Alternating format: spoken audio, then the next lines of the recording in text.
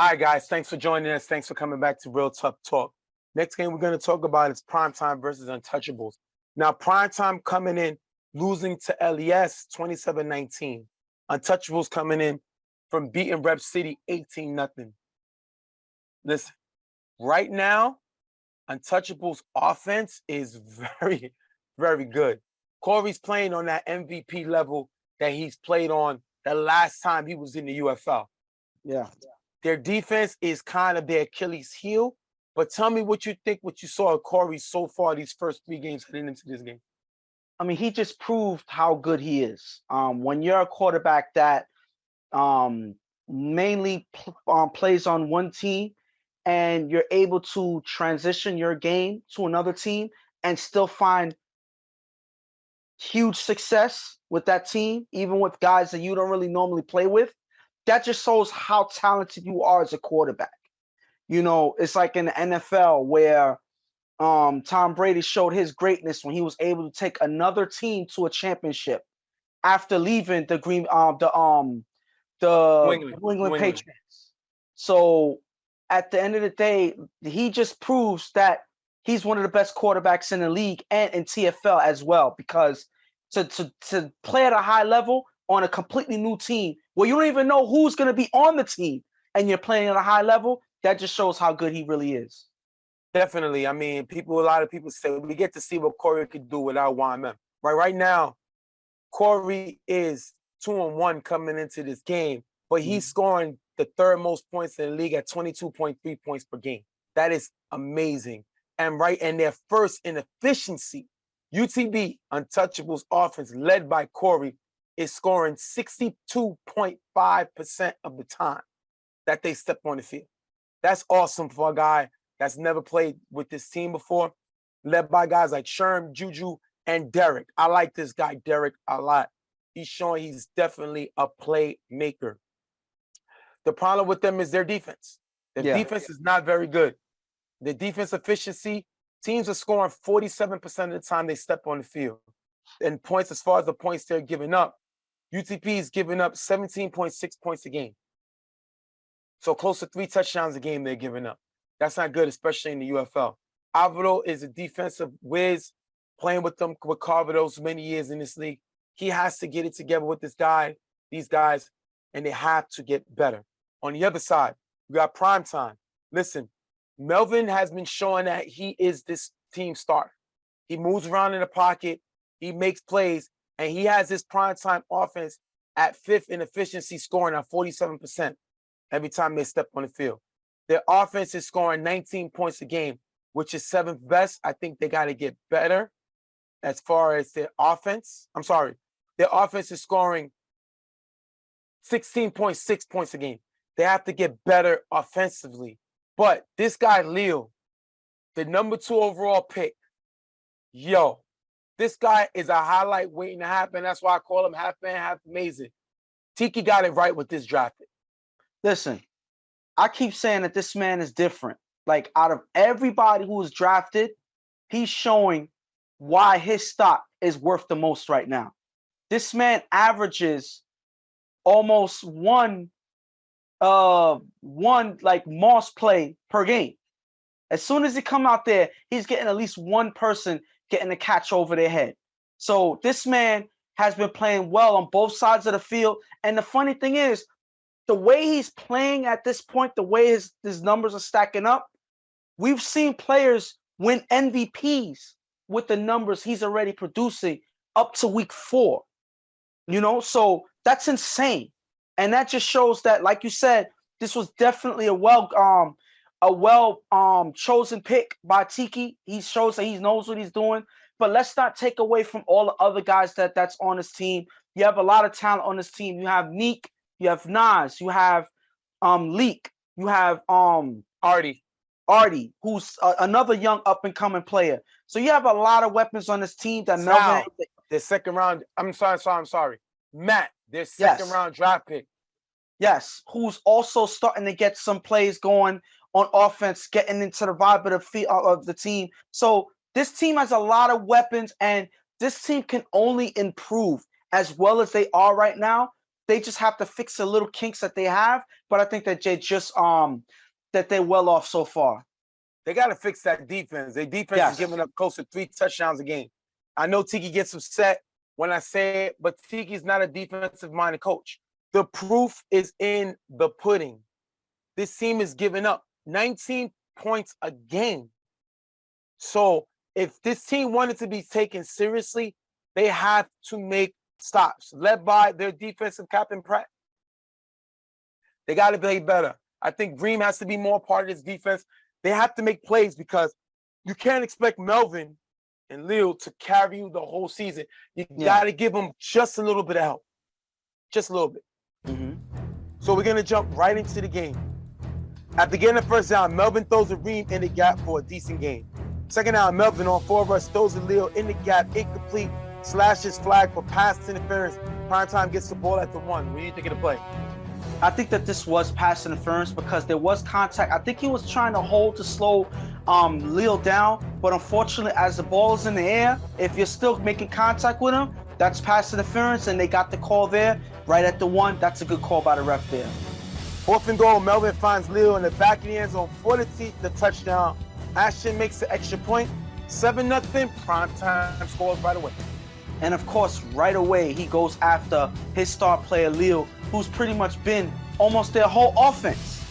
Since game 2, he's been pretty much their whole offense. So teams got to understand, I don't care how bad your defense is, the one thing you should know is that you have to find a way to lock up Leo, be physical with him, whatever you got to do. Because if not, he's going to continue to get the ball and shred the defenses. And as long as you give Melvin the opportunity to connect with him consistently, this is going to happen over and over and over again. Untouchables get the ball going 4 and out. First down, Corey on 4 rush throws the PJ on the sideline. That's going to be dropped. Second down, Corey throws the slasher who picks the PJ running to the 10-yard line. Remember, slasher, IOD. That's what they do. They love the pitch play. Great pitch there. 4th down, Corey on 4 rush with blocker from Ricky. Rolls left, throws to Derek in the back of the end zone. Tipped by Meek, but still caught by Derek. For the touchdown, 7-6. Untouchables respond. And Meek is there to make the play, but unfortunately the tip wasn't enough to stop the ball from falling into Derek's hands. So it's Meek just got there a hair late. Way to be there to make the play, but you just got to be able to knock the ball away completely. You got to react faster than that when the ball's coming out. Unfortunately for Meek, he's not able to do enough to stop that touchdown, and Untouchables respond on the board here. Melvin on 4 rush is sacked by PJ. Melvin with 2 short passes to Ream for a decent game, picking up the first down. I love the fact that Ream is now a focal point of this offense. The guy can do multiple things on the field, and you have to get him involved, and Tiki's making sure he's involved in his offense. Melvin throws a Nas cutting in the middle for a decent game. 3rd down to 10, Melvin on 4 rush throws a Leo in the front of the end zone, low, incomplete. 4th and goal, Melvin on 4 rush throws a Nas in the front of the end zone, off target, incomplete. Turnover on downs. That's a huge stop. We talked about Untouchables defense, but they're able to make a stop here. And if they can be more consistent, they definitely got the weapons on its defense to make stops, and they make one here. And this is a huge stop. One thing we say about Untouchables, they struggle to make stops on defense, but they're able to make one here. And this is huge because this is a momentum shift for this team. As long as they're able to make stops like this, they have opportunities to win more games than they have. But this was a good way to start with their defense making a stop here. 2nd down, Corey on 4 rush throws deep to Juju, has a step on Lee, caught, pitch to Nick, who runs it in for the touchdown. Derek gets the 2-point conversion, 14-7 Primetime. If you look here, 14-7 Untouchables. If you look here, credits flag for roughing the pass and it's declined. What do you think of the play? Because I know the officials are going to start really throwing these plays to protect the quarterback. Was this a roughing the passer though? Yes, this was roughing the passer. I think that Brett just got there late. The ball was already way out of Corey's hands. And unfortunately for him, he earns that flag. But it doesn't really matter because the ball was out of his hands, right into the receiver, which is Juju, and it continued to pitch to Nick. So this defense is already beat as soon as the ball was thrown from Corey's fingers right into Juju's hands. And like we said about Untouchables, They struggle to make stops, but Primetime also have the same problem. They struggle to make stops on defense. And this is a big score that they give up after not being able to score themselves on offense there. Checking out, Melvin is blitzed by Ricky, blocked by Reem. Melvin throws deep to Meek, open on the sideline, caught at the 5-yard line. If you look here, Slasher goes to guard Lil, but nobody picks up Meek, and that's a first down. Listen, when you got a guy like Lil that can take multiple defenders with him, and you can get Meek open, that is a recipe for success. Primetime has a lot of offensive weapons, and I don't think Untouchables can match up to them when it comes to going man-on-man. Third down, Melvin with blocking from Reem, throws it up.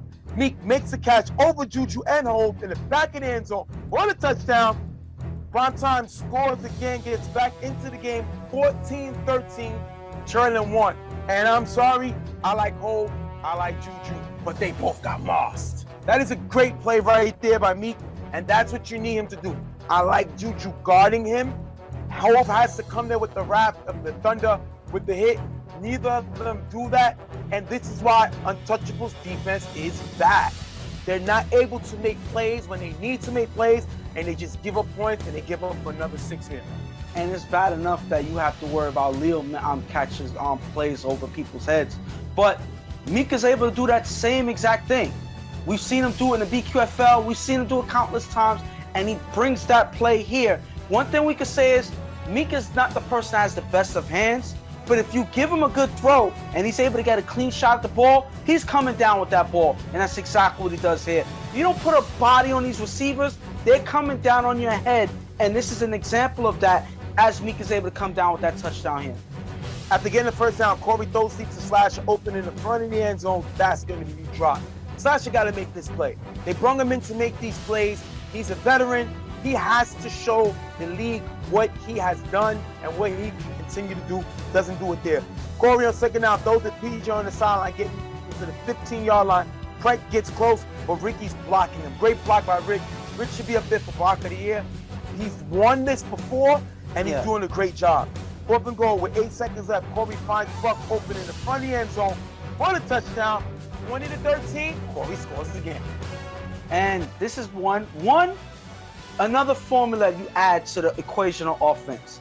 With Ricky protecting him and giving Corey time, he's able to be comfortable and find whatever receivers open, he's able to break down the defenses. And that is why having Ricky on your side, I don't care what quarterback you have, you get that much time from Ricky and he's able to make some big plays happen. Your quarterback is able to make some big plays happen. And it started slow with Slasher dropping a pass and all of that, but it didn't rattle Corey. As long as he has time and he's able to find these receivers down the field, he's able to get into the end zone, and he does it yet again here.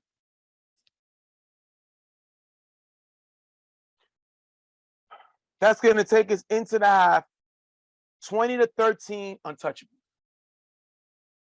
Now, in terms of Untouchables, listen, one thing that we know that they do, they score consistently. Doesn't matter what team they play against, they know how to get into the end zone. They know how to score. But their defense is their Achilles heel, and it's a very bad one. It's a lingering wound that's been carrying from game to game to game, and they haven't figured out how to stop any defense, let alone this defense here. But the second half is their chance to start a trend of making stops. They made one stop in the first half. They need a couple more in the second for them to come away with a win. But it's up to Alvaro to figure it out, because nobody else is going to figure it out for them, and nobody's going to slow down for this defense. So they got to come together and figure out how to help this offense by making stops in the second half. From Primetime, listen, we can't stop a nosebleed. So we got to put up points. And that means if we got to throw up to Lil 30 times, throw it up 30 times. We have to throw it to Meek 30 times, throw it to Meek 30 times. This defense can't stop anybody. So we're not scared of it. And Melvin can move around in the pocket if they do bring the blitz. So I like our ability to shoot out with this team. If they want to go guns blazing, we could go guns blazing, and we're ready for them. Let's see what happens in the second half. After getting the first down, Corey throws it to PJ on the sideline, caught in the end zone for the touchdown. 26-13, Corey's able to score right away coming out the house. Look here, no talking by Meek on the corner, and Leo and Leak at safety, and PJ is left wide open. So once again, those two guys are not communicating, and PJ's a guy who finds a way to get open numerously, and Corey finds him. 26-13, Untouchable. 2 touchdown lead for Untouchable. After getting the first down, Melvin throws a Meek in the gap, incomplete. Third down at the 49-yard line. Melvin with blocking for Reed, throws deep to Meek on the sideline with contact by Slasher and pass the drop. But we just talked about this. Meek at times is inconsistent. Slasher laying down the pain, causing a big drop. Fourth down, Melvin with blocking from Reem, throws deep to Leo in the back of the end zone. Leo makes a catch over Juju, Hole, and Derek for the touchdown. 26-19. This is just illegal. I just have a question. Does this guy have a parachute? Because the way he jumps, you have to have a parachute to come down. Because this guy, half man, has amazing, dunked on 3 people on this play. And you just call him unstoppable. I'm sorry, all of you guys, you got mossed. You got mossed. Great play there by Leo, and the guys making Tiki look like a genius, and they get back in the game 26-19. And listen, I was amazed when I came on the field and I saw this play happen, because it's like it doesn't get old, and it seems like Untouchables is another team that haven't figured it out. Put a body on this man. Somebody needs to get physical with him. I don't know if it's gonna work at this point because Leo's hands is so good, but at the end of the day, do something, because jumping with him is a death sentence. If you look here, I'm looking, you see how high he's able to jump? And I'm gonna show you a play that I didn't show in the last drive because there was a penalty on it. If you look here, he does it again. This would have counted here if it wasn't for the flag. I didn't show it, but that shows that this is Leo, something that he's done consistently at this point, and nobody's figured out how to stop it. Corey gets the ball back. First down on 4 rush. He's sacked by Pratt. Pratt making a play there. Great play by him coming up with the sack. Fourth down at the 45-yard line after 2 incomplete passes. Corey throws a Sherm in the gap, picked off by Meek, who runs it to the 15-yard line. This is a big mistake by Corey. He tried to sneak the ball in, but one thing about Meek, he's a great baiter, and he may drop a lot of passes at times, but he does make plays on the defensive end of the ball, and he catches Corey. Corey tried to sneak that ball in, and Meek made him pay, and he turned the ball over there. And this is a way to read the play here. When you need to make a defensive stop, this was a huge one here. So, shout out to that play by Meek, because this could have gotten ugly really fast if they weren't able to stop this drive here. And he gives them good field position. This is a way for them to come and probably sneak away the lead. But this is a great defensive play right when they needed it. That's a great play by Meek there. Melvin throws a Matt in the gap for a decent game, getting in the second round pick, Matt, with a great play there. Third down, Melvin throws a Matt in the front of the end zone. That's going to be dropped. 4th and goal, Melvin finds Leo cutting in the front of the end zone for the touchdown. If you look here, Leo beats Buck as he cuts back inside. Matt gets the extra point, 27-26. Primetime takes the lead as Melvin gets called for the cursing with 1 minute left. We understand why the pressure Pat gave. He made a great play. I kind of understand the curse, but once again, half man, half man. And that's his 3rd touchdown of the day. It seems like nobody on this defense is able to figuring them out. He's able to cut in the end zone. He's able to jump over guys. He's able to beat guys off the routes. It seems like no defense is able to stop Leo. These are MVP numbers that he's putting up. We're only in week 4, and he's able to put up so many numbers. This is another game where he had at least 2 to 3 touchdowns, and nobody's able to slow him down yet. After getting the first down, Corey with a pass to Slasher in the middle for a nice game. Corey has gotten comfortable with Slasher this season. He's his next guy after you take out Derek. He likes to go to Slasher, and PJ Slasher with a catch here. Corey then with blocker from Ricky throws a Slasher in the gap, getting to the 3-yard line. 3rd and goal, Corey finds Juju in the front of the end zone, for the touchdown. Slasher gets the 2-point conversion. 34-27. They score right back. Corey's looking like an MVP himself. Definitely looking like a quarterback of the year. Able to put up 34 points. But my thing is, this is not a good thing because Corey has to score. He has no choice. He has to score. So the pressure's on him every single drive to get into the end zone to keep his team in contention in the game, in every game. But fortunately for them, Corey's able to take that pressure and handle it. He's able to get them into the end zone yet again. With Ricky protecting them, these guys are stepping up, making plays. You see Slasher helping them drive down the field into the end zone. This is consistent football if I've never seen it. At least on the offensive end, keep getting them right back into the lead with with at least less than 30 seconds left. 30 seconds left on the clock. Melvin throws it to Meek on the sideline. Meek stopped running, incomplete. Second out, Melvin on fourth rush. Those are Nas cutting in the middle for a nice gain and the first down. If you look here, Nas beats Alvaro on the sideline. Alvaro can't stay with Nas. Too much speed, way too much height. Melvin knows how to use these weapons. He knows to get the matchups in, and now we can get Nas involved more in this offense. They're going to be dangerous. Last play of the game, Melvin throws it up to Leo in the front of the end zone. Leo makes the catch over Derek and Juju for the touchdown. They're chasing one. Great play there. Leo's fourth touchdown of the day. And his Melvin's second fifth touchdown pass. And his second dunk of the day. This is just, I'm gonna play just the sound. I'm gonna play it for you real quick, just to hear the amazement on the field. Oh, that's three, two, that's a catch. That's it. Oh! What? What? What? If you hear, that's me in the background, like, what? Because I didn't even know what I saw. These guys, it just happened to them. It just happened to Juju and Derek, and they didn't learn their lesson. And Leo does it again to put them within range to take the game, take the lead, and take the win. That's just amazing. I don't even have any more words to even say on this right now. They're going for the win. Go for two. From the two, Melvin's going to find Matt in front of the end zone for the 2-point conversion.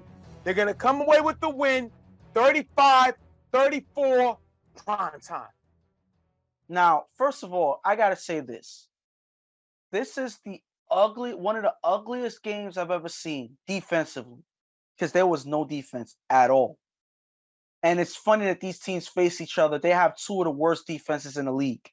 Let me jump in real quick. Now, they got upset prior to the extra point because Melvin told the official, I'm going to. Yes. Tiki had already thought the team was up. So he says, I don't want the extra point. But Melvin had already told the official, we're going for two, which would win. Yeah. So Tiki could have blown this game. Yes. But because his quarterback was on it and had already told the official, I am going for two, they didn't go with Tiki saying, I don't want the extra point. I just wanted to point that out. Now, a lot of guys got upset saying that you should go with what the coach says, but you always go with the quarterback who's on the field. And the quarterback said two, good heads up by Melvin, and we would have been giving Tiki Bonehead Player of the Week. Oh, yeah, definitely. They would have heard if he would have went and spoke before Melvin. But now, take us through the end of the game winner. Now, I love the fact that this one, even though you gave up the 6 to Leo, everybody figured you're going to Leo for the extra point for the win. Yeah. And they go after their second round draft pick. This is what Matt does. This is why they got Matt. And when you got guys like Nas, Leo, Meek, Artie, like, who am I forgetting? Reem, Artie. You got so many other weapons. Leak. Yeah. They open it up to get a guy like Matt open, which is why Tiki did not mind trading Sal because he had too much offense. Yeah. And shout to Matt for coming up with this game winner, and they win the game. Now you go ahead. I'm sorry. And I just got to say, first of all, when this drive started, there was only 23 seconds, and there were people on the field saying that that's not enough time for Melvin. Melvin ain't gonna get nothing done within 23 seconds. And he was able to score and win the game within 23 seconds. So you got to give him some shouts. You got to give him some props. Because even though Leo was able to jump over somebody's head, Melvin was able to close the win with finding Matt for that 2-point conversion. That was all Melvin right there. So you got to give him his props. But dare I say, I don't see anybody beating Leo for MVP. That's my opinion right now. 8 touchdowns in 3 games. 8 touchdowns, 3 games. He had an intercept. I believe he has 1 or 2 interceptions. Am I wrong? I don't know. Yeah, we got to look at that. But yeah, I think he at least has 1. He has 2 interceptions. So this man has been dominant, walking on the field. He is the guy. And it's just insane that he's able to do it so consistently throughout the season. We're barely halfway done, and he's just getting started. So this team, the only thing that I worry about with this primetime team is it seems like he has to play at this high level all the time, or they're at threat of losing. And that's something that I worry about, because Leo, if I'm right, had 1, 2, 3, 4 touchdowns this game. If he doesn't score and be dominant consistently like that, they lose. And that's unfortunate, because that means that their defense is just as bad as their offense is good.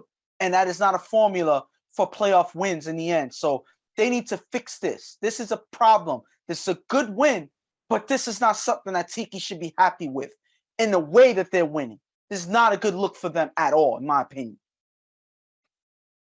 Untouchables, Corey made one mistake. Mm-hmm. He threw an interception that Meek got. This offense went 5 of 6. The one mistake could have cost him the game, because he has to carry this team. Corey has to play perfect. And the one mistake he made, the drive previously to the one he scored on, cost him the game. Yeah. And that's a shame to say the man put up 34 points and lost. Yeah. This defense is really bad. I don't know what's wrong with it. You know, coming into this game, this defense gave up 17 points a game, but we haven't even added these points that they gave up, 35 points they gave up. Defense is bad. You got to put that on Alvaro. Whatever scheme they're trying is not working. They have the personnel. Slash is there sometimes. Hove is out there. Juju's out there. Ricky blitzing in at times. PJ's out there. They have the personnel, but their defense is bad, very bad. They have to fix this, or else Corey will have to shoot out. And the thing about this Western Conference division, PME can shoot out with you. Mm-hmm. Primetime can shoot out with you. Them Getters can shoot out with you. And LES can shoot out with you now. Yeah. They got all the teams in their division with quarterbacks that can shoot out with them. Yeah. They have to make stops and stop putting everything on Corey. On the other side, Primetime's defense gave up 34 points. Yeah. That is a problem. I already told you. Their defense is just a little worse than UBT. They give up 19 points a game. Tiki can say whatever he want to say. This defense is bad. Melvin played well, really well. Melvin got stopped once. He was 5 of 6. He is definitely the team's starting quarterback. Mm-hmm. There's no controversy. All right, so we're going to wrap this game up with Primetime beating Untouchables 35-34. We'll be right back.